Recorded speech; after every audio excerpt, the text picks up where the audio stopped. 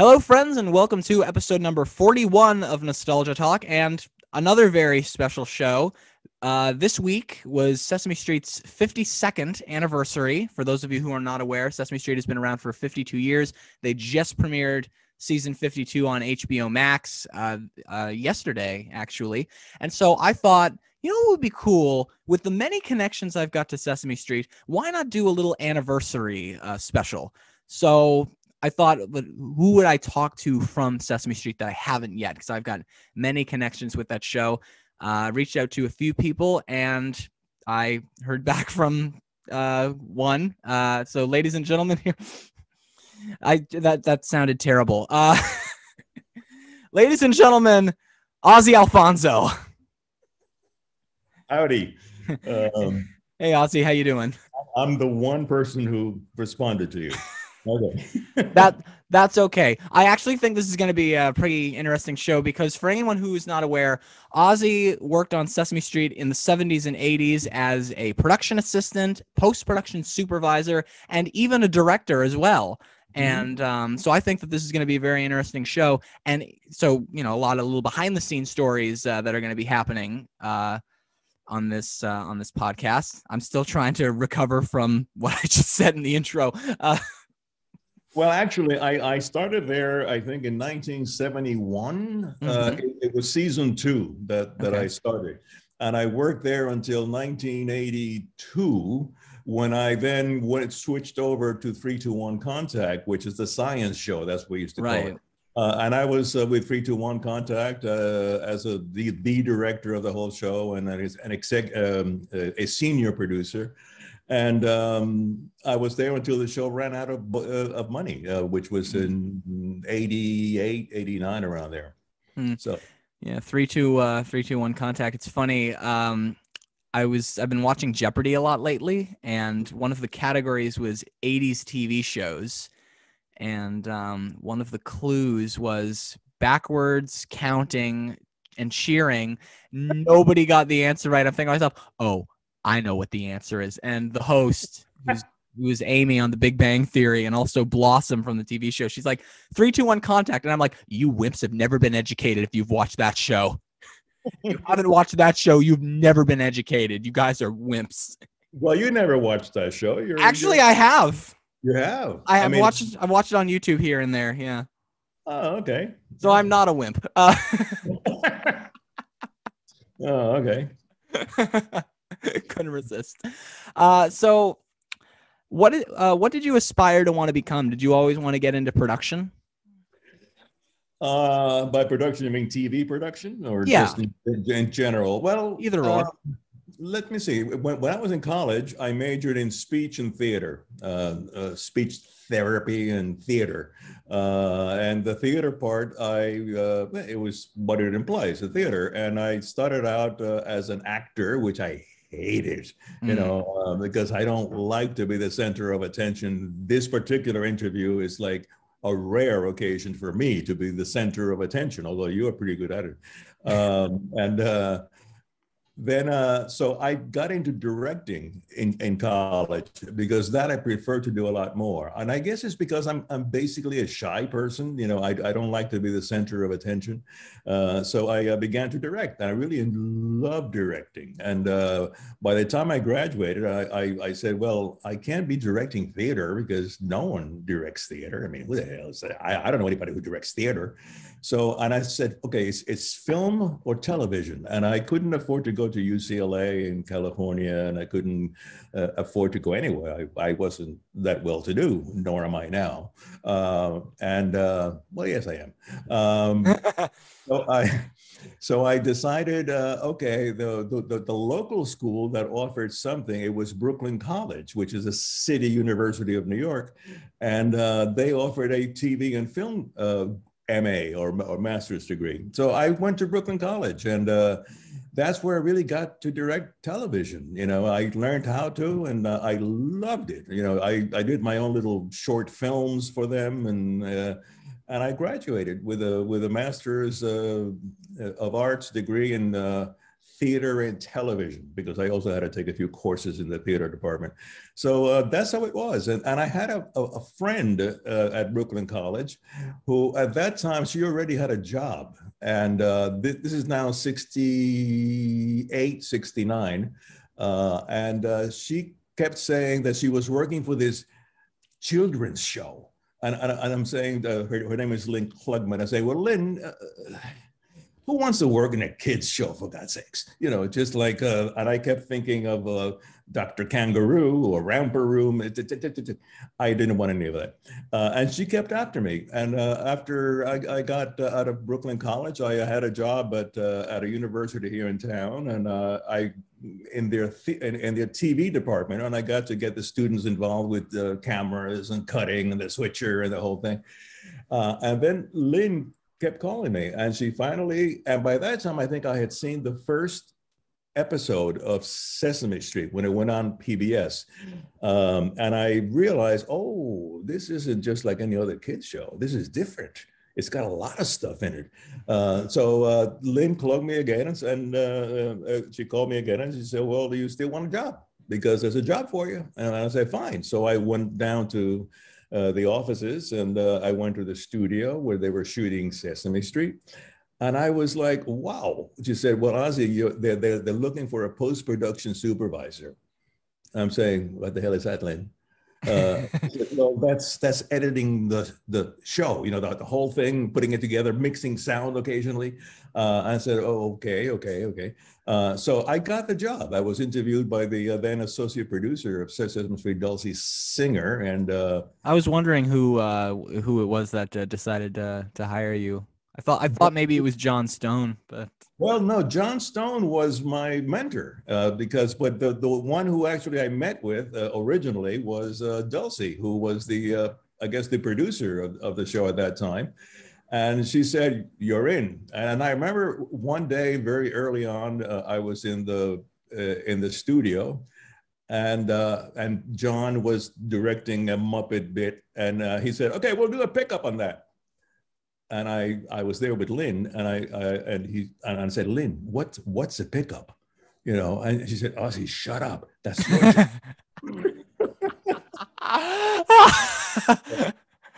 Well, I learned a lot, and I began to edit the show, and and time the show out so that it 58:28, I think, was the exact time that you had to meet.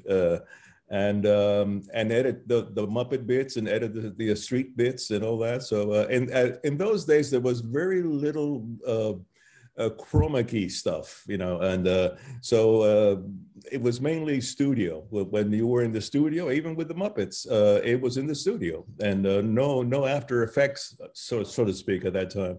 So that's how I got the job. And then I stayed there as a post-production supervisor, and I realized, well, I'm the editor of the show. And occasionally I would go into the studio. The edit room was in the same place as the studio. And I would go in there, or the control room, and I would see what John was doing and all that.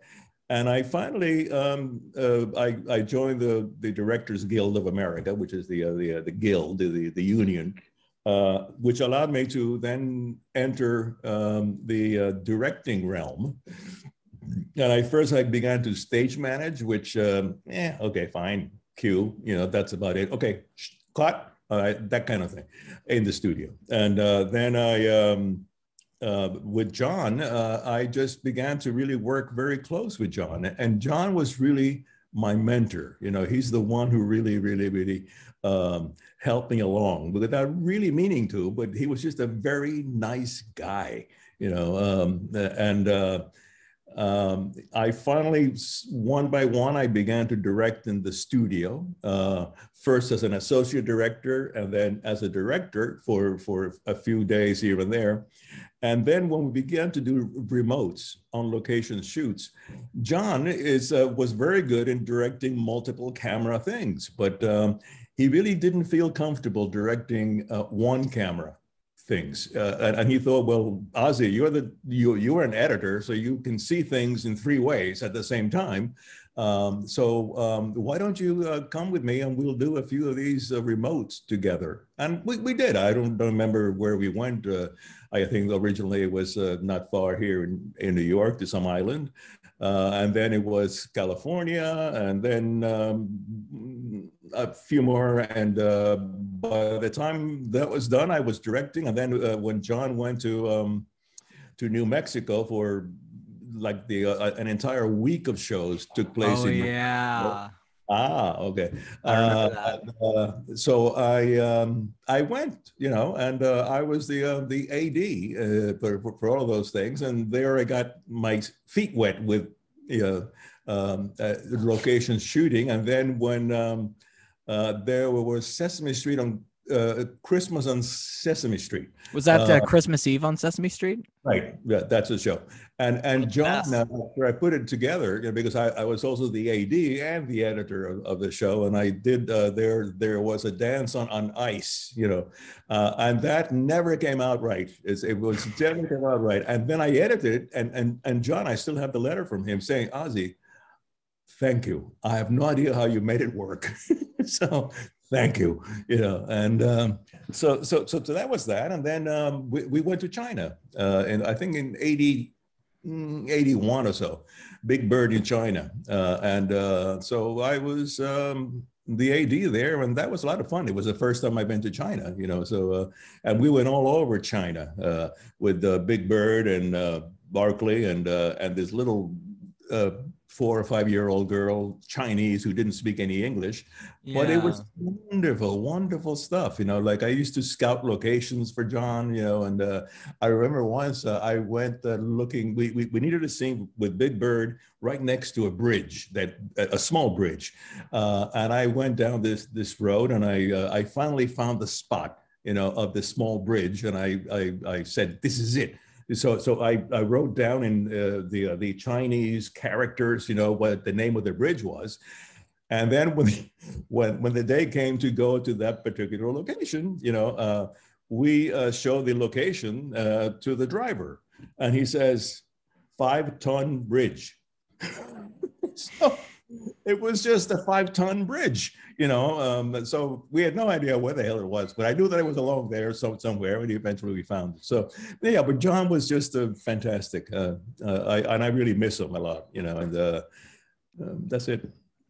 The way I always think about Jon Stone, because Chris Surf puts it best when he says that Jon really created Sesame Street in a lot of ways.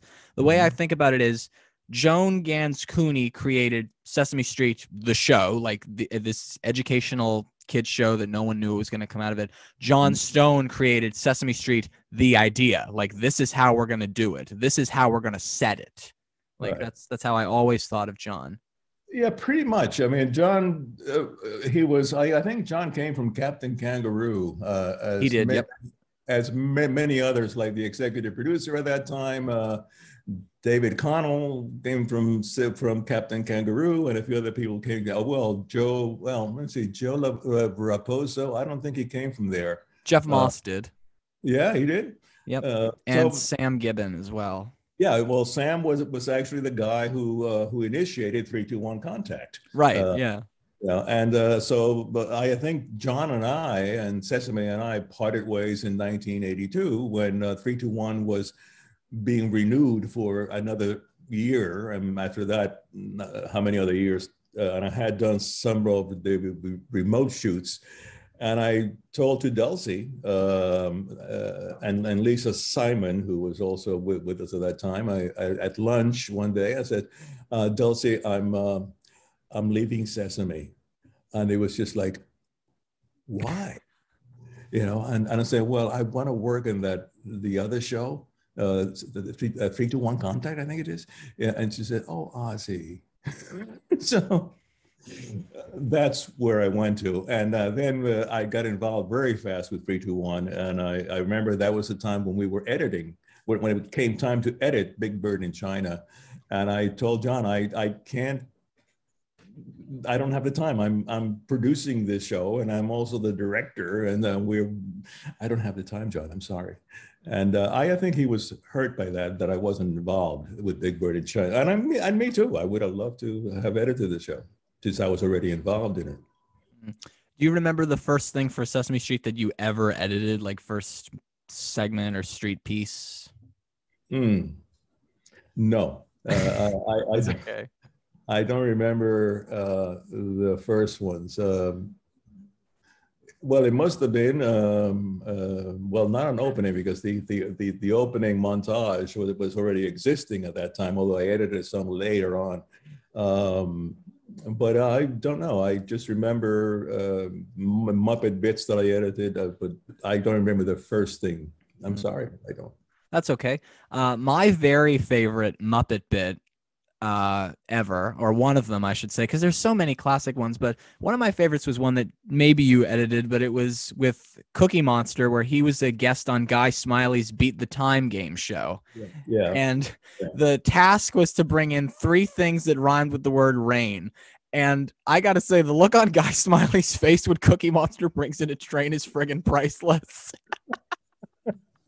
Yeah, no, I do remember all those bits. I just and I edited them, but I don't remember exactly when along the line. I remember Guy Smiley very, very well, because he used to hit his head on the keyboard.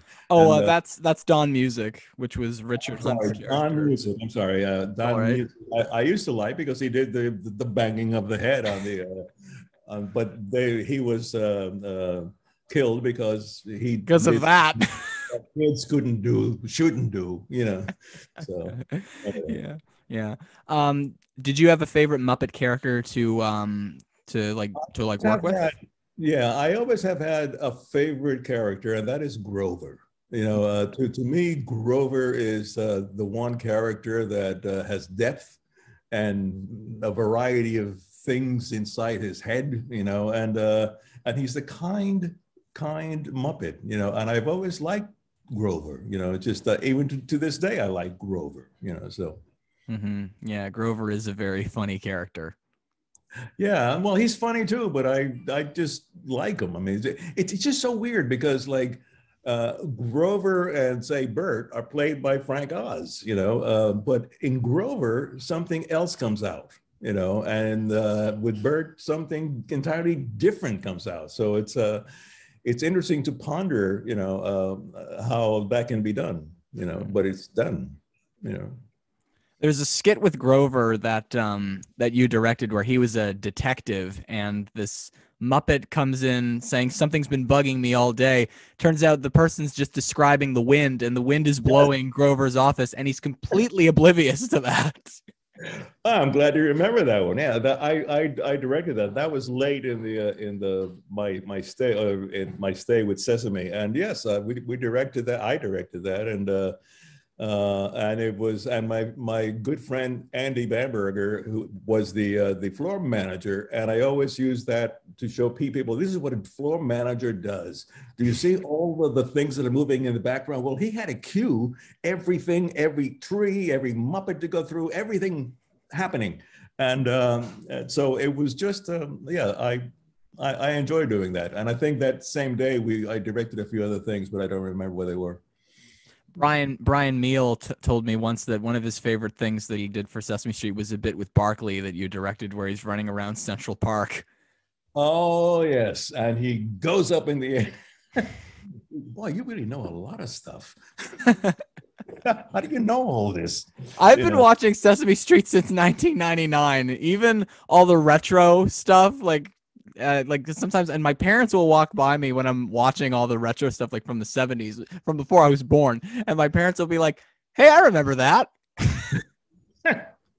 Yeah, no, the thing on the Central Park thing, the Judy Freudberg wrote the script, and I think all the script said, and then Barkley has a dream of chasing the what do you call it? I think it was a frisbee.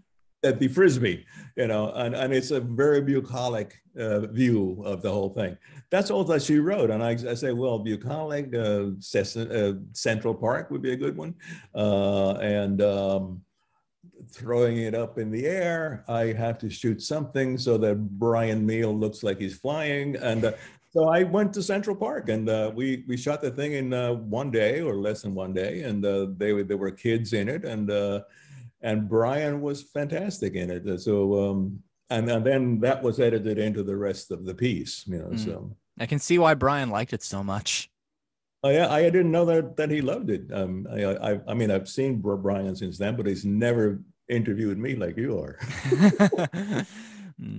So, did you work much with Jim Henson at all? Well, yeah, I mean,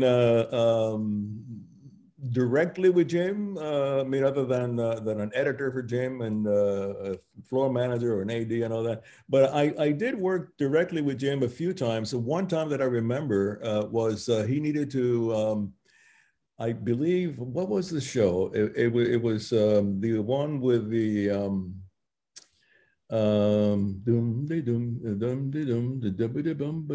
it's I forget the show now, but it was originally done for HBO, I think. No, it was really not for PBS, but now it had to be cut for HBO. So all I remember is that Jim got together with me and said what needed to be done, and it was edited up in Toronto. So I went. Nice. Yeah. So I went. See, I'm in Canada, so that's why I say that. Yeah, I know. How's the weather up there? Cold. We're supposed to have a lot of rain next week, so. Yeah, well, today was like that here, and I saw that it's moving up to the northeast. So I went up to Toronto, and there was this guy up there who was the editor, and I just re-edited the piece for him, and so that was it. But Jim was good to work with. I mean, he was all of them were very nice people. You know, it's just in one way or another, they were all good people that you liked working with. You know, the one that I got to know very well because we started our own outside business for a while was Frank Oz. You know, and Frank was fantastic. You know, and so was Jerry Nelson. You know, who I always worked with. You know, so. Did you do much directing for Bert and Ernie? Yeah, I mean, I did. I don't remember how much or what items I did. It was just, you know, that was just part of the like the Muppets were always taped on a Friday, and we in those days there was the part of the set which was just in limbo. You know, it was just the background and then a wall. So the Muppets. So if you were directing on a Friday, you would be directing the Muppets. Although I wasn't all that conscious about directing them, but if you directed any other day, you would be directing the street. You know, so that kind of thing. And I'm sure that on a Friday, if it was Muppet Day, you guys would probably be dying laughing from Jim and Frank messing around with each other. Yeah, and even John. I mean, John was there too, and you know, he was just great. You know, and we would laugh a lot in the control room. You know, it's just Emily Squires was the AD, and when I was a director, and Dulcie was always in the background, and there were just a bunch of people there that you really liked a lot, and I think that had a lot to do with what John did with the show. It's just like this wasn't an ordinary studio that was taping a daily show. You know, it's just like we were like a family of sorts. Have you by any chance seen the new Sesame Street documentary that came out this year? It premiered at Sundance virtually. Yeah, Street Gang. Yeah. There's a for any of the listeners who haven't seen it, I won't spoil too much, but there's a moment in that really showcases John getting a big kick out of Jim and Frank ad-libbing. It's where John's directing this bit with Bert and Ernie where they're imagining the park at night, and they're just showing these bloopers. Some of the bloopers are from that, and so Jim and Frank have Ernie and Bert on their hands, and it's like, "Hey Bert, it's too bad that you couldn't come to the park with me today." "Yeah, me too, Ernie." "Bert, you said me too. That didn't follow what I just said."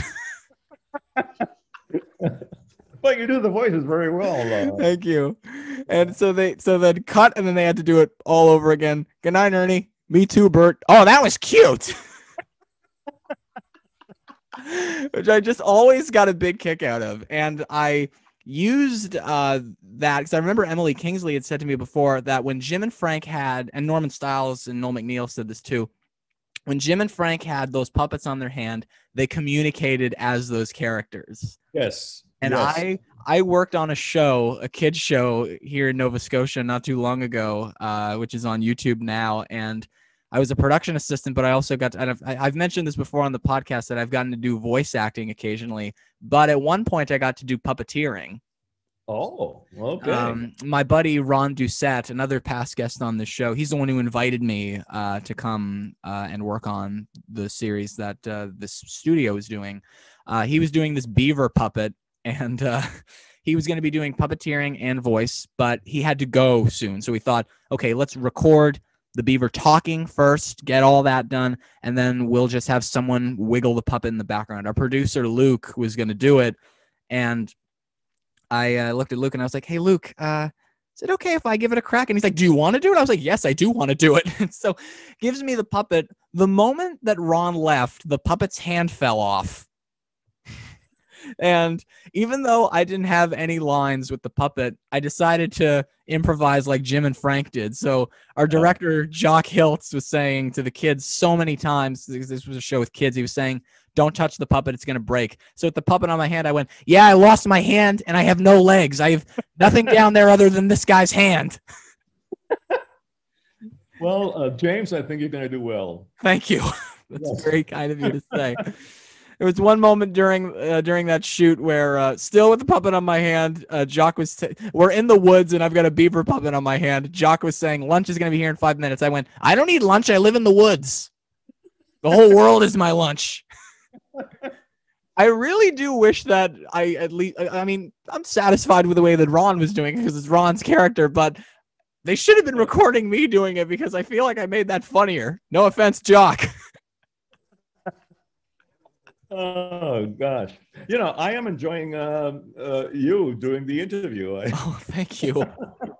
Thank you very much. I'm interviewing you for that. Thanks. Okay, so do you have any celebrity stories from Sesame Street? I was thinking about that. I mean, there were a lot of celebrities that came in and out, either with the Muppets or they even went to the street. And see, the Muppets and the street were two different entities. Okay, so that's right. They, like I said before, they weren't taped on the same day or all that. But I remember that most of the celebrities that came, we were at the studio on 81st Street, which is no longer there. At that time, and it was a studio, and then the edit room, and then the little vestibule, and that's where the doorman was, and that's the door to get out. But I remember most of the so-called celebrities were actually had a driver to drive them over, a limousine or something like that. But once I remember Pete Seeger, and he came, and I just happened to be walking out right behind him, and he opened the door and he closed the door, and he was right on the front door, and he had a Volkswagen Beetle. Oh, wow. And I said, oh my God, Pete is true. He's real. He is what I thought he would be. So it was just fantastic. That's the one memory that I have of all of the celebrities, Yeah, Pete was on that show a lot back in the day. Yeah, I don't know how many times, but he was on there for quite a bit. Yeah, he could have been a regular cast member. I mean, they had Buffy St. Marie as a regular cast member. Well, I got to know Buffy quite well because we went to Hawaii to begin with. Right. We did a week in Hawaii and at her home. And there was a teepee in the backyard or the terrain behind her house. And we shot a lot of stuff inside that teepee because there was a real large teepee, and I remember, I took a bath in her shower, so it was just that kind of thing, and we got to know each other very well, and I still, whenever she's in town or something like that, I like to go and see her, and also her baby Cody. Well, he's no longer a baby; he's a grown person now. He's your age, I think. So I'm 22. Oh, well, okay. He's 50. Sorry. No, he's less than 50. He's in his, oh God, it's so weird to talk about that. He's probably in his late 30s, 40s. Maybe so, because that was back in the 70s. So probably, yeah. Yeah. Oh, wow. Well, I'm all choked up now. So Yes. So the Hawaiian shoot was actually very, very nice. We shot all over. And I remember there was a scene where Big Bird was missing Snuffy, a lot, and he couldn't do anything without Snuffy, and there was a scene where Snuffy had to come in from the sky. On a helicopter, right? I remember that. Right. And I remember, we couldn't figure out how to hang Snuffy from a helicopter, and it was our prop person. Oh my God! I know his name very well, and it just escaped me. But he was the one that went to an Army helicopter place or something, and he got a helicopter, and he told them what he needed to have done, and he did it. I mean, it's just like it was just oh my God, he did it. Our prop person got the helicopter to work for this one scene, and I remember that very, very well because it was impressive to look at. To see this big, monster hanging from a little helicopter, so that was it. And there were a lot of other scenes, but I mean, a lot of other adventures in Hawaii, but I won't go into them. Yeah, I've seen Buffy St. Marie talk before at a university in Nova Scotia, and she's talking a little. I think her ancestry is from Canada. I think that whatever the native group is up there, she was a member, or her ancestors were a member of that particular group. She told me once, but I don't remember the name. Yeah, she is Canadian. Yeah, she was doing a speech here in Nova Scotia at St. FX University in Antigonish, and I just knew her from Sesame Street, so I went, and she was showing a documentary that talked a little bit about her family, her regular human family, being on Sesame Street. And at the end, she actually took some Q&A, and I'm just waiting for somebody to say something so I don't seem like a total nerd. Nobody's got their hand up, and I'm like, whatever. So I put my hand up, and I was like, hi, I'm a big Sesame Street fan. I know you best from that, and I have a copy of a Sesame Street book that has your picture in it. Would you mind signing it for me? And sure enough, she did. Oh, wow. Well, she was also the first and only person to breastfeed Cody on the show. Yeah, that was an interesting episode to see. Yeah, you do remember that one. Oh, yeah. I mean, because that was like, for as far as I know, I've never seen anything like that on TV again. And it was done on Sesame Street. Yeah, what I really like about Sesame Street is that it's had. And I've talked to Norman and Emily about this, is that it's had a history of tackling rather difficult things. Like the death of Mr. Hooper, for one. That was a pretty big one. Adoption. Jon Stone once wrote an episode that was somewhat about peer pressure. What else? Yeah, death, adoption, peer pressure, discrimination, of course. They're handling that very well right now. Yeah, Sesame foster care. Well, I'm sorry, you know a lot more about the show than I do, so go ahead and let me hear more. No, it's true. The show has always bent over to explore, what like right now it's not only all the things you mentioned, but it's also learning disabilities, like agraphia, alexia, or kids who are in the spectrum, so that's been done too. And so they keep on doing a lot of stuff. It's amazing. It's absolutely amazing. Yeah. This is kind of a interesting question, but it's something that me and a lot of people from Sesame Street tend to talk about a lot. Do you have any memories of Danny Epstein at all? Oh yeah, sure. That's Ivy's father. Yeah, of course. Yeah. Yeah, and just for the listeners, Ozzie and I made a little bit of small talk before I started recording, and we were talking about Ivy because, as many of you guys out there know, I'm very close friends with Ivy. She was a guest on this show, and really? Oh yeah, and her and I have remained very close friends. And a lot of the time, when I tell people at Sesame Street that we're close, they're like, "Oh my God, that's Danny Epstein's daughter." And so I always make it a note when it comes to people who have had a history with Sesame Street that come on the show to ask if maybe they have like a story about it. as I told you before, the first time that I saw Ivy, she was a teenager, and I was in the music office, and that's where Danny Epstein and Joe Raposo, and that's where they would hang out. And I saw this teenage girl, and it was Ivy, and Danny, I think, said, "Oh, that's my daughter, Ozzie." And then the next time I heard of Ivy, she was Ivy Austin. And she was on the NPR show with Lake Wobegon. Oh, you don't know that show? I'm trying to think. Well, she was a regular on that show. She sang on that show, Okay. So, which was only a weekly show on there. And now, of course, I see her everywhere. So. Yeah, I still talk to her regularly. I don't know if you've ever seen it, but I gave her this drawing at the beginning of the year as a birthday gift that has all of the Sesame Street performances that she sang. She now has it framed in her home. Oh, wow. Yeah. Well, to get back to Danny Epstein, in that office, it was Danny and originally Joe Raposo.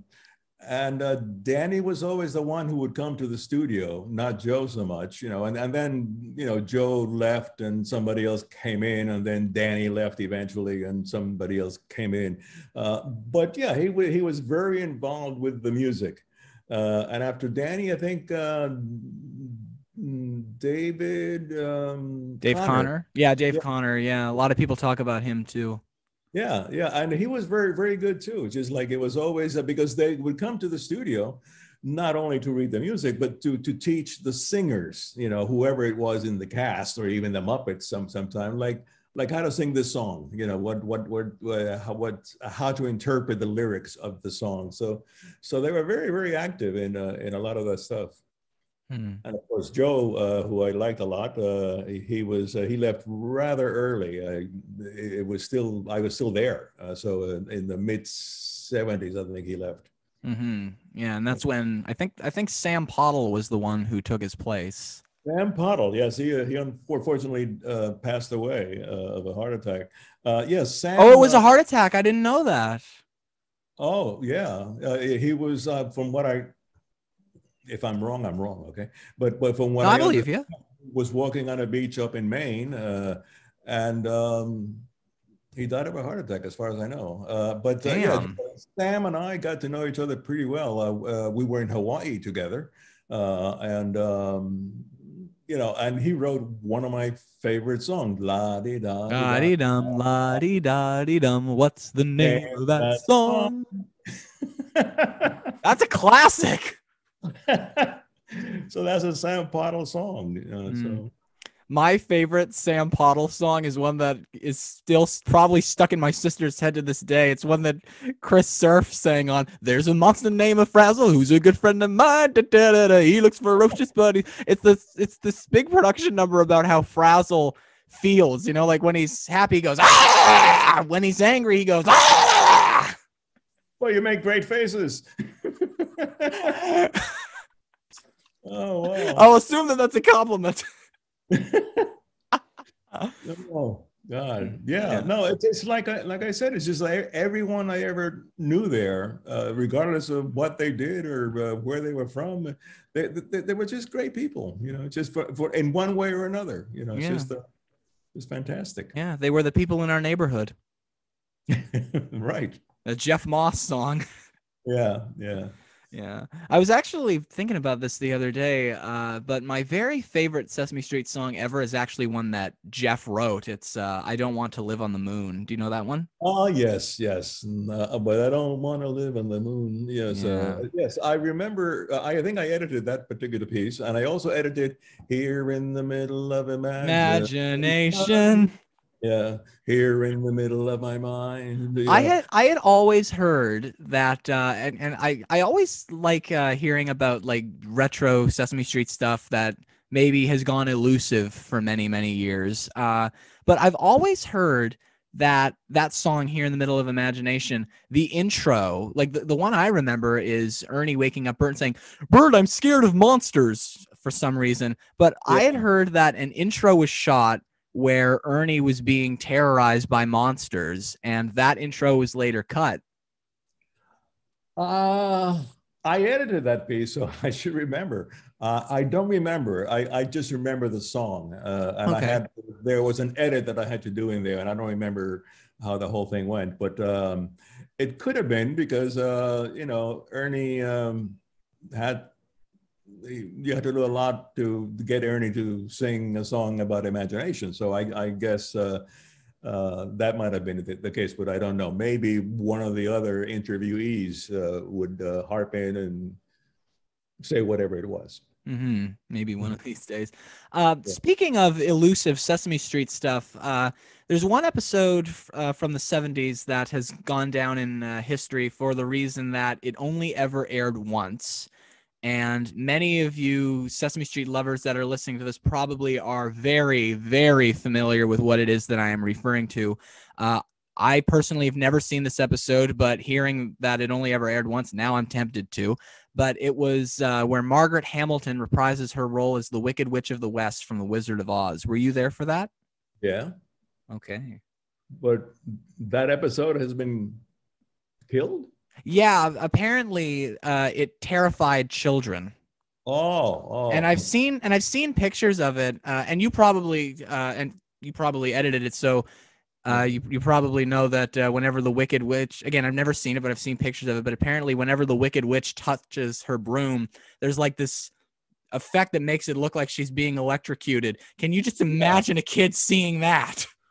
Oh, wow. Yeah. I showed that picture to a friend of mine, and she's like, what in the hell is that? No, I do remember her being there, and I do remember the show that she was on. I don't remember what the plot was, but I didn't know that show had been killed. Oh, yeah, only ever aired once. And that's the only show, huh? Yeah. I mean, I have heard that there's been moments from Sesame Street that were cut because of opinions from viewers. Like one was a song, I Want a Monster to Be My Friend, another Sam Pottle song. Apparently that was cut because there were some questionable lyrics in it. Oh, I don't know that song. Okay, that's the one, I want a monster to be my playmate. Da, da, da, da. I want a monster to be my friend. Da, da, da, da, da, da. I want to get da, da, da, for my own pet. Da, da, da, da. Real live monster who's not pretend. So I wish I was still with the workshop. I would offer you a job. Yeah, Norman Stiles called me the show's historian, so you are, it's just like you now it's the whole thing that you started here. It's not all for Sesame Street. It's just, no, I like to say that this podcast is about retro pop culture. Oh, okay. And Sesame Street, because it's had such a long history, falls under that category. So I have interviewed a lot of people with a history to the show, like Norman, Emily, Chris, Ivy, Marty Robinson, Lou Berger, Noel McNeil, bunch of others. Not Frank Oz, I'm sure. Frank, if you're listening, send me an email. Let's make this happen. There you go, Frank. Yeah. Yeah. So, moving on, actually, one last thing about Sesame Street I want to get to before moving into talking about 3-2-1 Contact. You were talking a lot about going on location for Sesame Street, like Hawaii and China and New Mexico, and you also directed Sesame Street in Puerto Rico. Mm-hmm. What was that like? That was a whole week of yeah. Show? Yeah, and like in the case of New Mexico and Hawaii. Yeah, that was also a nighttime show. It was a nighttime special, I think, and I was nominated for an Emmy, and I didn't win. But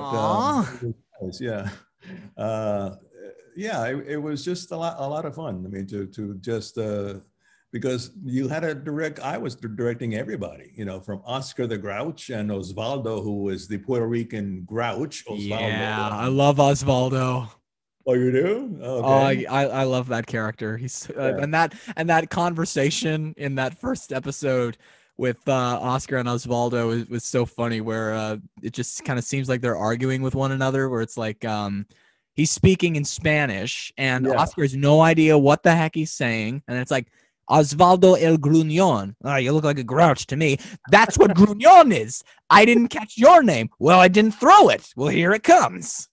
I actually remember that particular scene because Oscar had to go down a particular hill that came down to the camera, and then right. Osvaldo came over, and they meet at the intersection, right. On the sidewalk. So, and I remember that very, very well. And the family, the house where we shot a lot of the indoor stuff, and actually not too many indoor things, but in the backyard.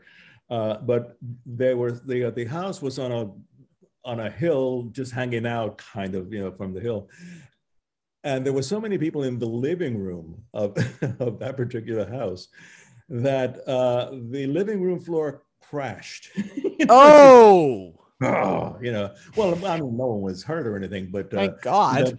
Big Bird was walking outside, on the outside ledge, and but that was what happened. And I happened to know the family through a friend of ours, and I felt bad that because they were their aunt and uncle who were there. So, yeah. Well, that's it. Sesame Street in Puerto Rico. Yeah, seemed like quite a time. Yeah, like one of the hardest scenes to shoot in that one was the dance, the dance party that they had, in the plaza. I don't know if you remember the show at all, but it was just it was Sonia, it was Maria and David, it was Northern, and they were dancing, and then everybody else in town was dancing around them, and then there was a live orchestra up on a little orchestra high up, and that was the hardest scene for me to direct and even to edit, because it was one camera, and you had to make it seem like you had to match action somehow so they wouldn't jump around. So that's what I remember of that most of all. Yeah. And my friend Andy Bamberger was the AD for that one. So. Yeah, I was talking to a puppeteer at Sesame Street named Paul McGinnis, and we were talking about Sesame Street going on location like that. And he actually said that his favorite Sesame Street memory is the Hawaii episodes. Oh, okay, yeah. Hawaii was really good. I really, because John was the director, although John, I think, had he sprained his ankle or something like that. So he couldn't be there for the ending of it. But yeah, he directed the whole thing, and that was good. My favorite moment from the Hawaii episodes wasn't even in Hawaii. It was while they were at the airport, and Oscar, being himself, decides to be slow just to piss them off on purpose. So they get him over to the metal detectors, and the security lady, Oscar's kind of looking at what she's doing, is like, "What's that?" "Well, that's a metal detector." And Mr. Hooper and Bob go through the metal detector, and it makes a buzz, and she's like, "All right, let me see what it is that you've got." And so she explains to Oscar what her job is, and she says, "Okay, so all of the, when you go through with metal or any iron or tin, it makes a noise." And Oscar's like, "Well, what's the big deal if somebody's going around carrying a little metal?" And the security lady says, "There's no big deal. You just have to show me so that I know you don't go on the plane with anything dangerous." So the last person to go through the metal detector is Oscar with the can over his head, and he's got the legs popping out of the can. He's walking through the metal detector, and it sounds like somebody robbed a jewelry store. Like the alarm goes off that you'd hear in a jewelry store when there's a burglar, and they get so much crap out of Oscar's cans. Like they basically get his whole house out of there. So he has to go through a second time. She's like, "Okay, I'll turn the machine back on. You got to go again." "Oh, all right. But put my stuff back in the can." I'm half wondering in between inserts how long it took for them to do that. Did they miss their plane and have to get a new ticket or something? Yeah.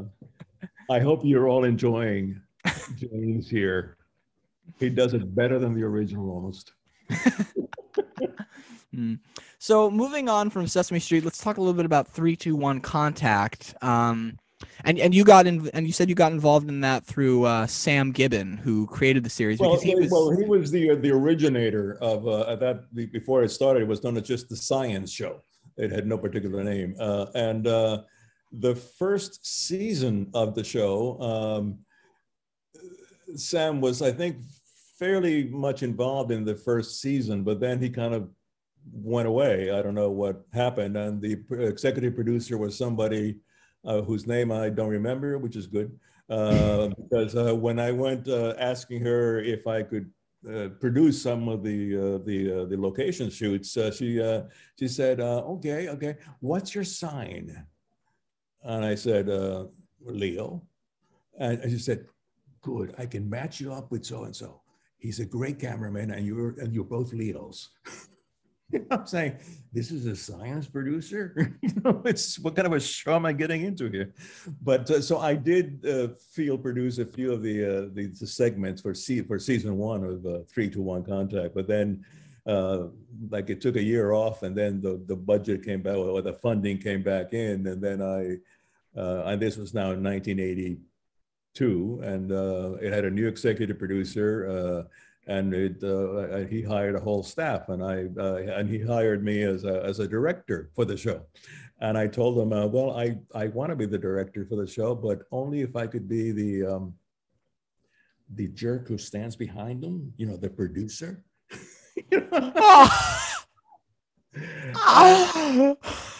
I know that's exactly what happened. I believe you. That's funny. Yeah, I hope I'm not insulting anybody here. So, unless that person is listening. No, it's just like, so we had 3 senior producers, and each of us had a particular week to produce, or weeks to produce, and then we would go on location, and through 3-2-1 Contact, I really went everywhere. We found out early on that it was actually cheaper to go overseas and shoot than to stay in the United States and shoot, because the plane fare were expensive. The location shoots, the drivers and all those people were expensive. So we found out that if we shot, let's say, in Greece, which we did, Nice. Greek Airlines would pay for the flight, and then someone in Greece would pay for the hotel. So it ended up being cheaper to shoot all over the world than to shoot just in the United States or even Canada. So that's cool. Yeah. So I went everywhere. I mean, we went to Malaysia, we went to Borneo, we went to Greece, we went to, oh God, everywhere. It's just Australia. I didn't go, but Larry Engel, who's one of the field producers, went to the South Pole. And I turned it down because I said, who the hell wants to go to the South Pole? It would be kind of interesting, though. I mean, you could probably get a good documentary about it. Yeah, I guess. Yeah, but they went, and see, I pictured the South Pole as being like stormy with snow passing by and the whole thing. I guess that depends on where you are in the South Pole. Yeah, well, actually, it was very, very clear and very, very calm and very boring. So well, we went there, and they got the stuff done. Mm-hmm. Okay. When I heard from you about doing the show, I remember I was at work, and I told one of my coworkers, Henry. Hi, Henry, if you're listening. I said to Henry, I'm going to be interviewing one of Sesame Street's original production people and also one of the directors on 3-2-1 Contact. He went into his zone in where we work and played the 3-2-1 Contact theme song. It's the series and that everything happens. Contact. You make contact. 3, 2, 1. Dun, dun, dun, dun, dun. Contact. Boy, what other shows are you an expert on, James? Say again. What other shows are you an expert on? Oh wow. I was talking to somebody about this today. I've always been really interested in like TV and like because I want to write for TV. Like Nickelodeon and Disney Channel were big ones for me because I would watch these kinds of shows when I was a teenager. And I guarantee you, like if it's a show from the 2010s that was on Disney Channel and Nickelodeon, there's a good chance I've seen every single episode of them, because they were like, there were shows like Bella and the Bulldogs, which was on Nickelodeon, that just inspired me a lot. That was just one of the funniest shows on television. So yeah, I'd say. What's the show again? Say again. What's a show again that is the funniest show in TV, you said? At the time, Bella and the Bulldogs, it was called. Oh, Bella and the Bulldog. Okay. Yeah, I don't know if you'd be familiar with it, but I remember. Although I did want to work for the Magic School Bus, Really? Yeah, I did, and I went for an interview. This is after everything else happened, after 3-2-1 and all that. And I went for an interview, I guess, with the executive producer at that time. And I said, "Look, I'll do anything. I just like this show. It has a lot of potential." It really does, yeah. Yeah, and I didn't get the job, so I said, "Well, the hell with this." Damn it. I actually did have some input into the very early stages of Nickelodeon. A friend of mine was the executive producer of, I think, the whole channel for the thing. And I did some short pieces. This is when Nickelodeon was still in, where was it? Ohio. And it was just a local cable thing. And they were just experimenting with what to do with this channel. And then eventually it went worldwide. So. Interesting. Yeah, my godmother, I remember she came over here and I had just started watching 2.5 Men, and the theme song for that show is the most typical theme song in the world. It's just the word men over and over again. Men. And I remember watching that, and my father watched it when I was like 9, 10, 11. When I was 11, I started to branch into watching more grown-up TV shows like 2.5 Men, Big Bang Theory, Seinfeld, and my godmother had said, even at that age, you were still knowledgeable about television. Oh God! Well, yeah, you seem to have made all this a hobby, and more than a hobby for yourself, even a future occupation. Oh well, thank you very much. Right. Well, Ozzie, I've really enjoyed speaking with you. Is there anything else you want to say to wrap up? No, it's just has been wonderful talking to you, and I hope that it was wonderful talking to you, the audience, as well. And thank you very much for thinking of me, and I hope to see you again. I hope we become virtual friends. Well, you know what? We can probably make that happen. We can absolutely 100% make that happen. And to you listeners out there, thanks for listening to this show to help Ozzie and I, and of course the rest of Sesame Street, celebrate the show's 52nd anniversary. I know that 52 is not really that big of a number when it comes to anniversaries when compared to the big blowout that they had for their 50th anniversary 2 years ago. That was pretty big. Well, that gives you an idea as to how old I am. By any chance, did you see the 50th anniversary special that they did? Yeah, I did. What'd you think? Oh, it's good. I mean, I DVD'd it, the DVR did. So. Yeah, I cried actually. Like the very end, where all the original cast and Muppets, like even some that don't appear on the show anymore, we're all singing the song "Sing, Sing a Song." That was my breaking point right there. Yeah. Don't worry if it's not good enough for anyone else to hear. Just sing a song. Right. That's your proposal. Yeah. Okay. Well, Ozzie, thanks. Thank you. Thank you. Yeah, appreciate it. And I will see all of you listeners on the next Nostalgia Talk. Peace.